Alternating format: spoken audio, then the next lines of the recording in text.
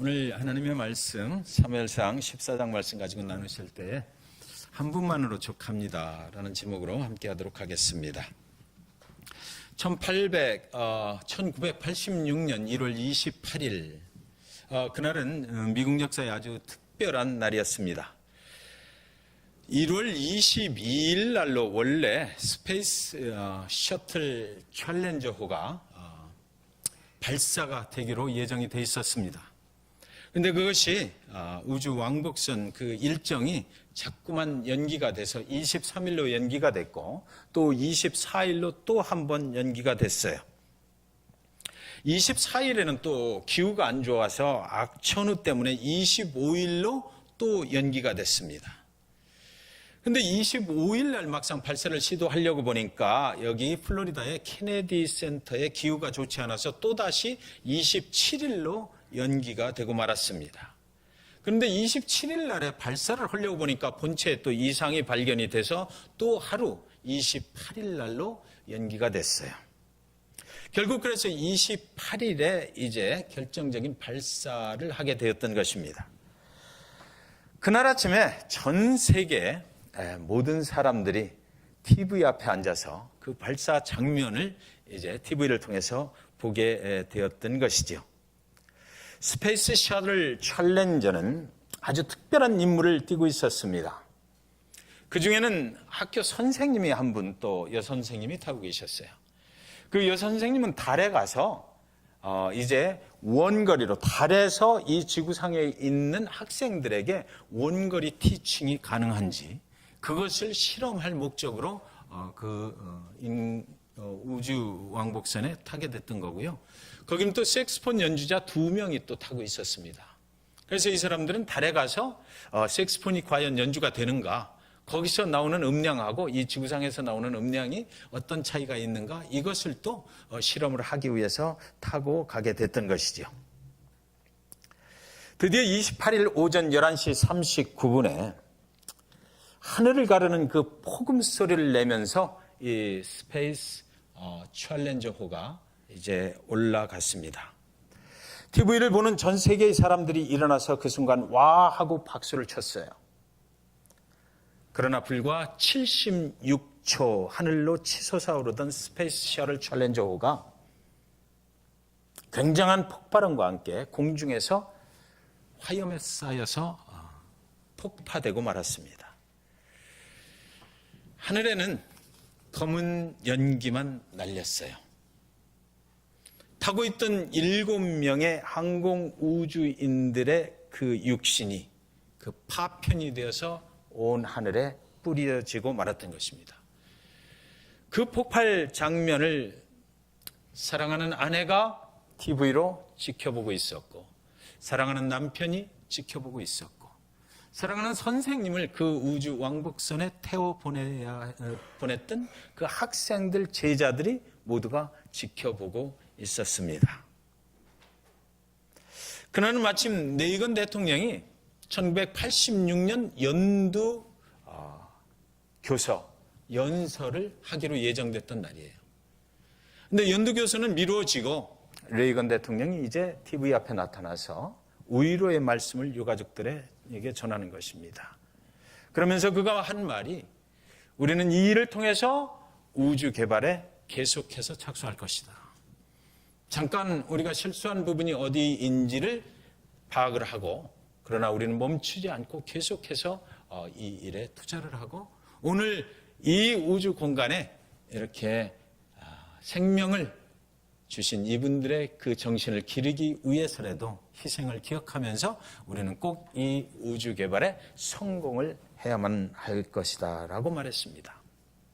그리고 이 레이건 정부의 특별한 명령에 의해서 조사위원단이 이제 결성이 됐어요. 그리고 조사위원단 중에 한 명이 노벨 물리학상을 수상한 사람이 거기에 참여를 하게 됩니다. 그리고 이 사람이 조사 결과를 발표를 하는데 거기에 한 사람이 증인으로 나타나요. 그래서 그 증인이 누구냐면 문제는 어디에 있었느냐면 그 로켓 발사 부분의 한 부분에 고체 연료를 주입을 하고 윤활시키는 과정이 있는데 그 부분이 있는데 그 부품 속에 들어있는 동그란 링이 이제 있다고 그래요. 그래서 그 오링이라고 하는 부분에 문제가 생겼다.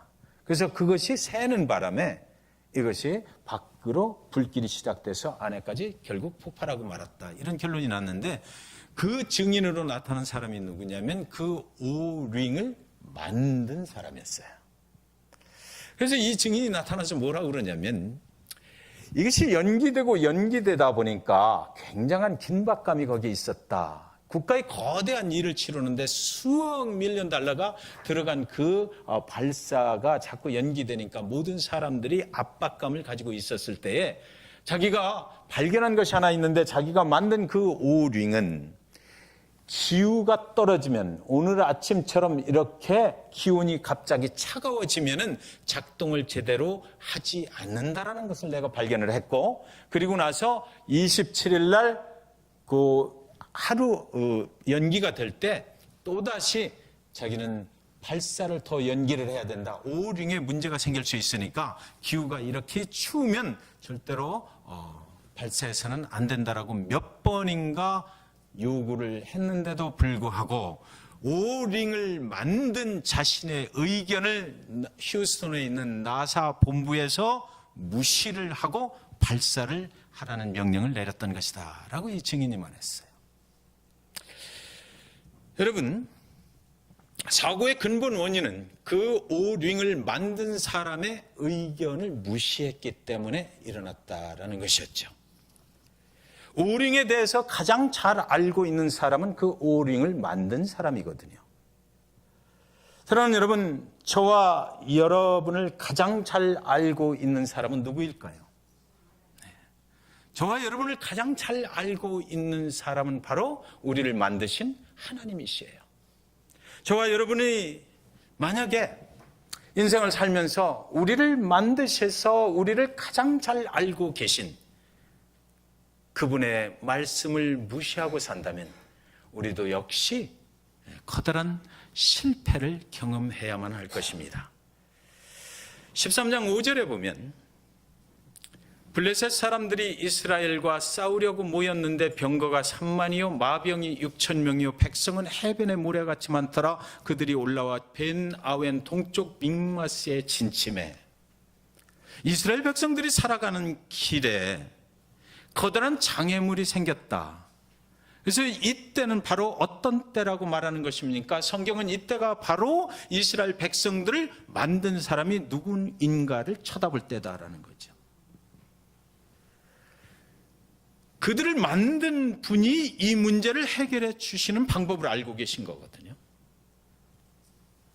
사울의 인생 앞에 커다란 장애물이 나타났어요. 그가 이스라엘의 왕으로 등극을 했는데 블레셋은 저렇게 강한 것입니다. 그래서 블레셋을 멋지게 쳐버리고 내가 이스라엘 왕이야, 나는 이 정도 능력을 가진 사람이야 라고 이스라엘 모든 백성들에게 그리고 주변 국가들에게 알리고 싶었는데 막상 눈에 보인 블레셋 사람들은 저 정도로 엄청나게 강한 그런 능력과 힘을 보유하고 있었다라는 것이죠. 그래서 사울이 모집을 했던 그 병사들이 저 블레셋 사람들이 저렇게 강한 모습을 보여주니까 이제 도망치기 시작했다고 성경은 기록하고 있어요. 각지에서 모였던 병사들이 사울을 떠나는 것입니다. 이들이 숨어버렸어요. 또 많은 이스라엘 백성들이 요단강을 건너서 피난을 가버리는 것입니다. 우리는 블레셋을 도저히 당해낼 재간이 없다. 우리가 이대로 있다가는 나의 생명을 블레셋 사람들로부터 잃어버릴 수밖에 없을 것이다라는 그 두려움과 공포가 사울 이스라엘 왕을 떠나게 만들어버리는 것이죠. 그런데 사실은요, 사울 주변에 이제 600명만 남았다라고 성경은 기록하고 있는데 그 많은 병사들이 다 떠났던 이유가 과연 그 병력의 차이에 그 두려움을 느꼈기 때문일까요? 아니면 여러분들 생각해 보시기 바라요. 우리가 저 사울을 믿음의 사람이라고 믿을 수가 없기 때문에 나는 떠난다라는 것이었을까요?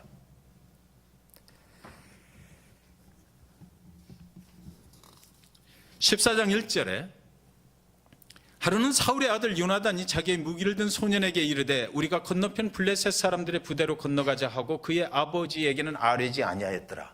여기서 그 힌트가 있어요. 사울의 아들의 이름이 요나단이거든요. 그 600명 중에 요나단이 있었어요.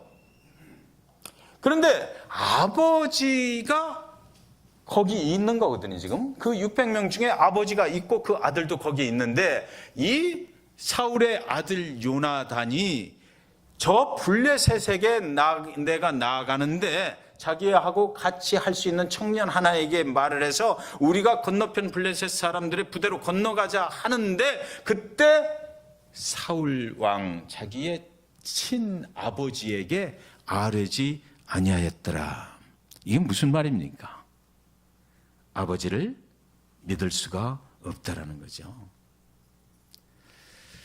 여러분,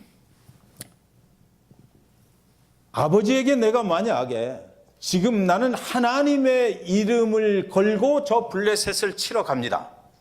하나님께서 우리와 함께 하시면 나는 얼마든지 하나님께서 우리의 편이 되주시리라고 믿고 저들이 아무리 강하게 보여도 하나님이 우리 편이 되주시면 분명히 우리가 승리할 수 있을 것이라고 내가 믿습니다. 아버지 나 그래서 치러 갑니다라고 말하면 사울은 얘야 너 정신 나갔어라고 얘기할 것이 너무나 뻔하기 때문에 그때 요나단은 아버지에게는 아뢰지 않고 그 짓을 저질러 버렸다 이렇게 되는 거죠.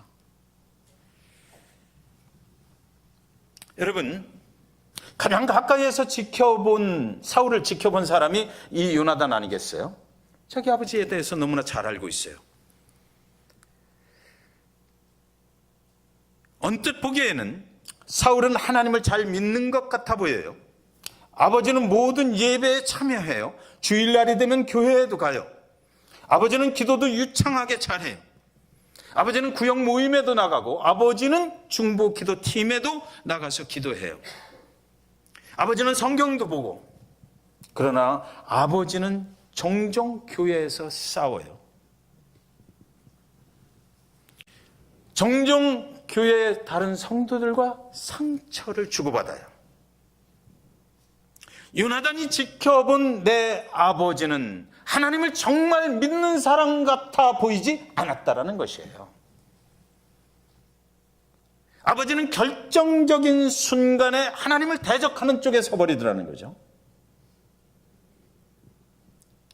아버지는 평소에는 믿음이 좋은 것 같이 보이지만 그러나 아버지를 가장 가까이서 지켜보며 자란 요나단이 보기에 아버지는 정말 하나님을 의지하고 신뢰하고 하나님을 믿는 사람 같아 보이지는 않았다라는 것입니다. 여러분,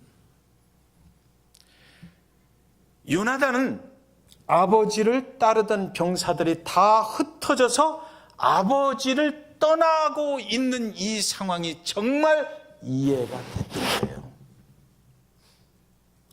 이스라엘 병력이 적어서가 아니에요. 아버지가 인도자가 되어서 인도하는 이스라엘 백성들이 아버지를 떠나버리는 그 이유는 아버지의 믿음을 믿지 못했기 때문이라는 것을 요나단은 알고 있었어요. 14장 6절에 요나단이 자기의 무기를 든 소년에게 이르되 우리가 이 할례 받지 않은 자들에게로 건너가자 여호와께서 우리를 위하여 일하실까 하노라. 여호와의 구원은 사람이 많고 적음에 달리지 아니하였느니라. 요나단은 아버지를 믿을 수가 없었어요. 우리가 블레셋에게로 나아가자 하나님이 우리와 함께 하시면 얼마든지 우리가 이길 수 있을 것이다. 여호와께서 우리 편이 되어주시면 우리를 위하여 일하실 그런 우리의 믿음을 보신다면 여호와께서 우리 편이 되어주시지 않겠는가라는 거죠. 우리가 믿음으로 나아가면 여호와께서 분명히 우리와 함께 하실 것이라고 그는 믿고 있는데 그것을 아버지께 말할 수가 없다. 아버지는 말해봐야 이 정도 믿음을 가지신 분이 아니기 때문에 내 의견에 동의를 안 하실 것이다. 그래서 우리끼리 가자라고 했던 거예요. 이 전쟁을 믿음으로 여호와께 맡기자. 그러면 사람의 많고 적음을 따지지 아니하시는 여호와께서 분명히 이 전쟁에서 그분이 승리하시리라고 나는 믿는다라는 거죠. 내가 가서 싸우는 것이 아니고 나의 믿음을 보시는 여호와께 맡겨진 전쟁, 그 전쟁의 주인공이 되시는 하나님께서 분명히 승리를 거두실 것이다. 나는 그 승리의 기쁨을 누릴 수 있다라는 거예요. 그래서 그가 함께하는 가장 가까이 있는 한 청년과 함께 블레셋을 향해서 누구의 이름으로 나아가요? 여호와의 이름으로 나아가게 됐던 것입니다. 요나단과 무기를 든 이 청년이 손과 발로 블레셋의 진을 치고 있는 요새의 큰 바위를 기어 올라갑니다. 여기 파워포인트는 없지만 성경 본문 속에 우리가 읽은 본문에 보면 양쪽에 큰 요새 바위가 있어요. 그리고 그 바위 사이에 이쪽은 이스라엘, 이쪽은 블레셋.